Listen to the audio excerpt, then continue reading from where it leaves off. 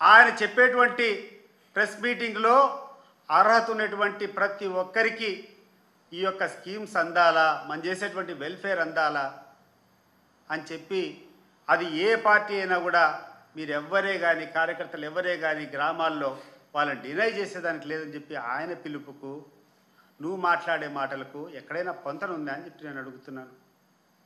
ఏమయ్యా, పాముకు పాలు పోసినట్ట నీకు వైఎస్ఆర్ కాంగ్రెస్ పార్టీలో ఉన్నటువంటి ఓట్లు వేసినటువంటి వాళ్ళంతా పాములతో పోలుస్తున్నావా? నువ్వు ఏమనుకుంటున్నావు? నీ అహంకారం నువ్వు అండ్ మేము పాములు, నీ దగ్గర పాలు ఉన్నాయి అనుకుంటున్నావు. మీ నాయన సొత్తా ఇదేమైనా?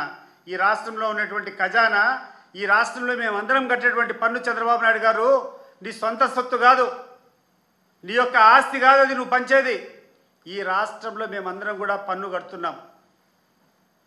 ఈరోజు ఏమైనా వైఎస్ఆర్ కాంగ్రెస్ పార్టీ వాళ్ళ దగ్గర నుంచి పన్నులు వసూలు చేయకుండా వదిలిపెట్టారా? మీరు పన్నులు కట్టేటువంటి, మా దగ్గర నుంచి పన్నులు కట్టుకునేటువంటి పరిస్థితి మీరుంటే ప్రతి ఒక్క దాంట్లో మాకు సమానంగా న్యాయంగా రావాలి. ఇది రాజ్యాంగం చెప్తుంది.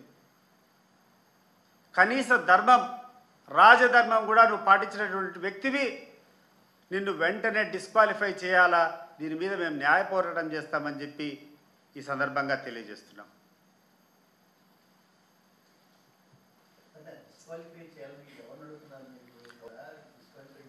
చేసేదానికి అన్ని స్టేజెస్లో కూడా గవర్నర్ దగ్గరికి ఫస్ట్ రిప్రజెంటేషన్ ఇస్తాం. రెండోది, గవర్నర్ దగ్గర నుంచి సరైన రెస్పాన్స్ రాకుండా ఉంటే లీగల్గా కూడా ఈ సెక్షన్స్ ఏవైతే ఉన్నాయో, ఆయన ఇచ్చినటువంటి, ఆయన మాట్లాడేటువంటి క్లిప్పింగ్స్ అవన్నీ ఏ రకంగా రెచ్చగొట్టేదనుకుంటాయో లీగల్గా కూడా కోర్టుకు పోయి ప్రత్యక్షంగా నేనే పోయి కూర్చొని ఈ యొక్క వాద్యాన్ని వేస్తా.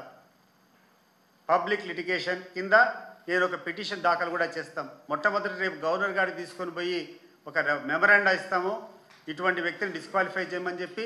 మరి గవర్నర్ గారి దగ్గర నుంచి సరైనటువంటి రిప్లై రాకుండా ఉంటే వెంటనే కోర్టును కూడా ఆశ్రయిస్తాం. మరి ఒకసారి మీరందరూ కూడా ఈరోజు పేపర్లో ఉన్నటువంటి గాది శ్రీనివాసన్ ఆయన అడుగుకోండి, వాళ్ళు ఎవరికి మద్దతు ఇచ్చారో చెప్తాడు. ఈయన చెప్పుకోవడం కాదు కదా, గెలిచోడంతా నేనే నా మహిమ అని చెప్పేట్టుకునేటువంటి అలవాటు తెలుగుదేశం వాళ్ళకు ఉంది, చంద్రబాబు నాయుడుకు ఉంది. అది పక్కన పెట్టండి. గెలిచినటువంటి వ్యక్తిని అడగండి, ఆయన మీద పోటీ చేసినటువంటి వ్యక్తి ఎవరి మద్దతుతో చేస్తారో అడిగితే చెప్తాడు. క్లియర్గా తెలుగుదేశం పార్టీ వాళ్ళ యొక్క క్యాండిడేట్ బెటర్, వాళ్ళ క్యాండిడేట్ ఓడిపోయారు. వాళ్ళకి ప్రత్యర్థిగా ఉన్నటువంటి గాదే శ్రీనివాస నాయుడు ఈరోజు గెలిచాడు తెలుగుదేశం పార్టీ క్యాండిడేట్కు వ్యతిరేకంగా. ఇది ఒక స్పష్టమైనటువంటి మ్యాండేట్. అంటే ఇది ప్రభుత్వ ఉద్యోగస్తులు, కేవలం టీచర్లు వేసేటువంటి ఓట్లు. ఏ సెక్షన్ అయితే పూర్తిగా ఈ యొక్క కూటమి ప్రభుత్వానికి, వాళ్ళ విజయానికి దాసోహం చేసిందో ఆ యొక్క సెక్షనే ఈరోజు వ్యతిరేకం అయిపోయింది అని చెప్పడానికి ఇది ఒక నిదర్శనం అంతే.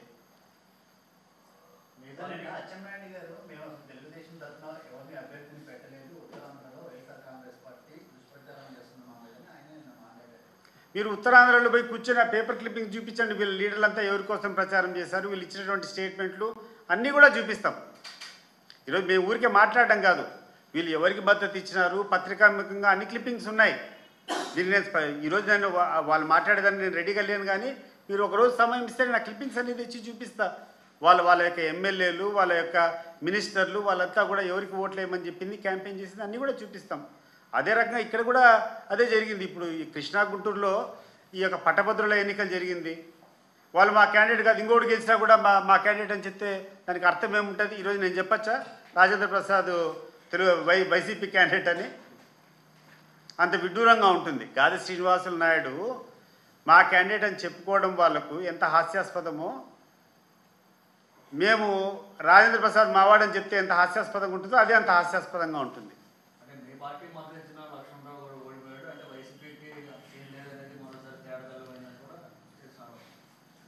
లక్ష్మణరావు ఇక్కడ పోటీ చేసింది పట్టభద్రుల దాంట్లో. అవును,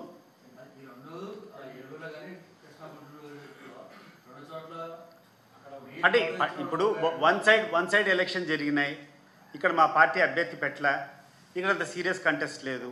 ఎక్కడైతే సీరియస్ కంటెస్ట్ ఉందో ఉపాధ్యాయులు, మోస్ట్ ఎడ్యుకేటెడ్ పీపుల్, ఎవరైతే ఇంతకుముందు వైఎస్ఆర్సీపీకి వ్యతిరేకంగా పనిచేశారో వాళ్ళలోనే ఈ వ్యతిరేకత వచ్చింది.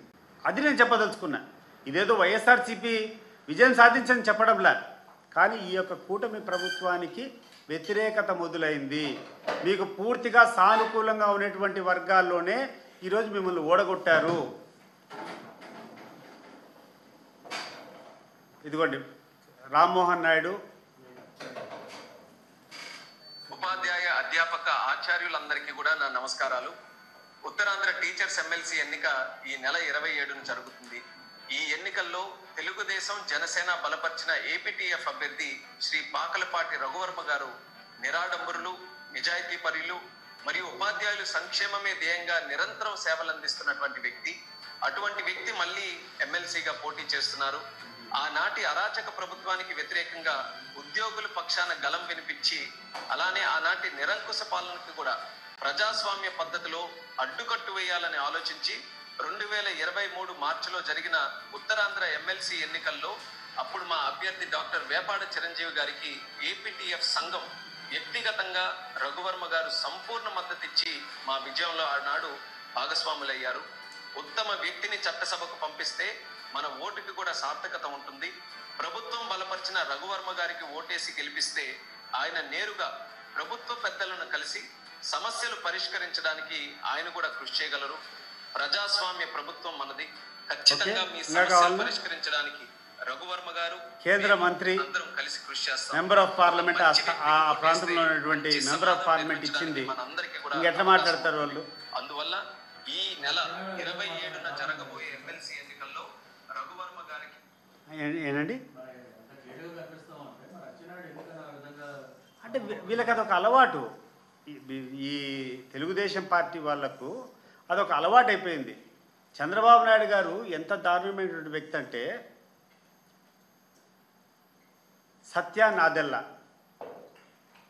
సత్యానాదెల్లో సిఇఓగా అక్కడ అపాయింట్ అయ్యాడు. ఎక్కడ మన గూగుల్లో కాదు, మన యాపిల్లో, మైక్రోసాఫ్ట్లో అయిపోయిన తర్వాత ఈయన మొట్టమొదటి ఇచ్చినటువంటి స్టేట్మెంట్ ఏంటంటే, నేను ఇచ్చినటువంటి ఇన్స్పిరేషన్తో ఆయన అంత ఎత్తుకు ఎదిగినాడు అని చెప్పాడు. సత్యానాథన్లా చంద్రబాబు నాయుడు ఇచ్చినటువంటి ఇన్స్పిరేషన్తోనే ఆయన అంత గొప్ప వ్యక్తి అయినాడు, నేనే నా యొక్క ప్రోడక్ట్ అని చెప్పాడు.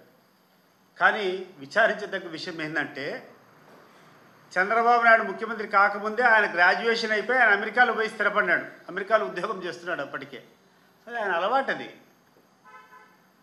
ఆయనకున్నటువంటి గొప్పతనం ఏంటంటే, గొప్పంతా నాది, దిబ్బంతా వేరే వాళ్ళది. ఎక్కడ ఏమైనా జరగని చంద్రబాబు నాయుడుకు ఉన్నటువంటి స్కిల్ ఏంటంటే, అందరికంటే కొంచెం ముందు ఇన్ఫర్మేషన్ తెచ్చుకుంటాడు. ఆ ఇన్ఫర్మేషన్ను కొంచెం స్టడీ చేస్తాడు. చేసిన తర్వాత ఆ జరిగినటువంటి డెవలప్మెంట్ అంతా నా ద్వారానే